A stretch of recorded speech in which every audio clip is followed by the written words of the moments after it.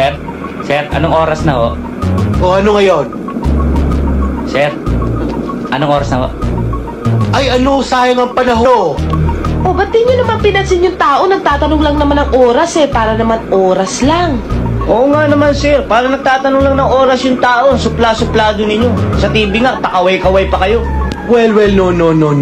Hindi nyo kasi alam. Kung sinagot ko yung tao tungkol sa oras, baka maging kaibigan ko pa yun. Kung maging kaibigan ko yun, tiyak pupuntahan ako sa bahay nun. Kapag pinuntahan nga ako sa bahay nun, baka makilala pa yung maganda kong anak na dala. I don't mind. Tang inang lamok ulit. Ay tiyak naliligawan.